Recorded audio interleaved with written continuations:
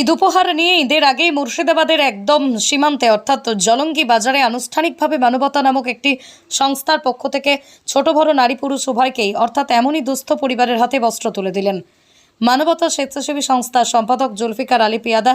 তিনি বলেন 2022 সাল থেকেই মূলত এই সংস্থার পথ চলা শুরু। আর এই সংস্থা মূলত শিক্ষার উপর বেশি তৎপর, কারণ শিক্ষাই জাতির মেরুদণ্ড। তাই তো এলাকার দরিদ্র অসহায় যাদের দেখার মতো কেউ নেই তাদের পাশে দাঁড়িয়ে ছেলে মেয়েদের সুশিক্ষায় শিক্ষিত করার দায়িত্ব নিয়ে কাজ করে চলেছে মানবতা স্বেচ্ছাসেবী সংস্থা। শুধু তাই নয়, এর পাশাপাশি বিভিন্ন সময়ে সাধারণ মানুষ অথবা অসহায়দের কথা ভেবে মেডিকেল ক্যাম্প করে থাকেন এবং খাবার সামগ্রী থেকে বস্ত্র সমস্ত কিছু তুলে দিতেও দেখা যায় এই মানবতা সংস্থাকে।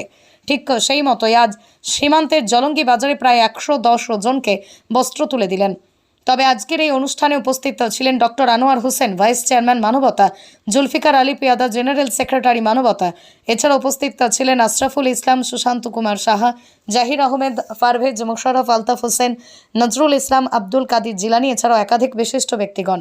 জলঙ্গি থেকে মধু মণ্ডলের রিপোর্ট, M.স্টোরি বাংলা। শুধু খবর নয়, সবার কথা সবার কাছে।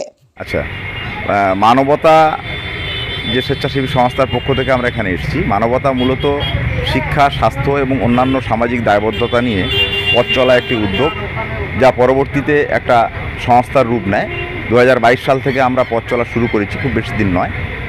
তো মূলত আমরা শিক্ষার উপরে বেশি জোর দিই, কারণ শিক্ষার উপরে অন্যান্য সামাজিক দায়বদ্ধতার পাশাপাশি শিক্ষার উপরে সবথেকে বেশি জোর দিই, কারণ শিক্ষাই একমাত্র পারে একটা জাতির অর্থনৈতিক পরিবর্তন, সামাজিক পরিবর্তন এবং তার অবস্থানের পরিবর্তন ঘটাতে।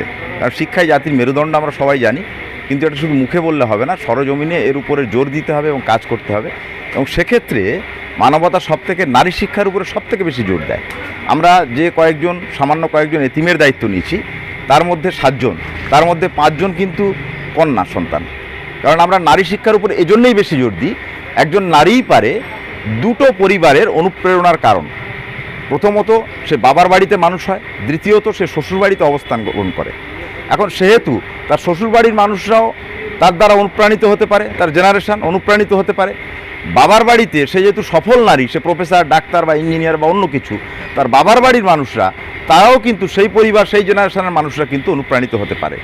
পাশাপাশি সেই নারীর গর্ভ থেকে আমরা প্রত্যেকে জন্মগ্রহণ করেছি, অর্থাৎ মা যদি হয় শিক্ষর, ছেলে হবে না নিরক্ষর। গভর্নমেন্টের একটা স্লোগান ছিল এবং এটাই বাস্তব।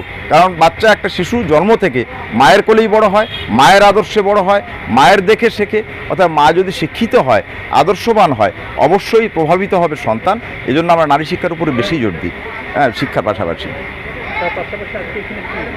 হ্যাঁ, আমরা এটা অন্যান্য যে সামাজিক দায়বদ্ধতা আমরা মেনে চলি বা আমরা দায়বদ্ধতা যে মানি, তার একটা অংশ হিসেবে আমরা রমজান মাসে 2 জায়গায় ইফতার সামগ্রী বিতরণ করেছিলাম। উত্তর 24 পরগনায় 100 মানুষকে আমরা ইফতার কিট দিয়েছিলাম।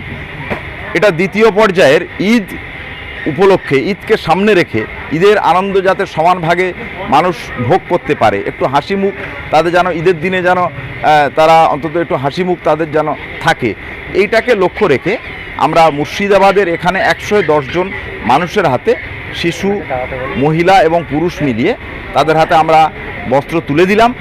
এবং দক্ষিণ 24 পরগনায় আমরা আগামী 10 তারিখে, মানে ঠিক ঈদের আগের দিন, আমরা অবশ্যই ওখানে 100 জনের হাতে আমরা বস্ত্র তুলে দেব। এই পরিকল্পনাটা গ্রহণ করা হয়েছে।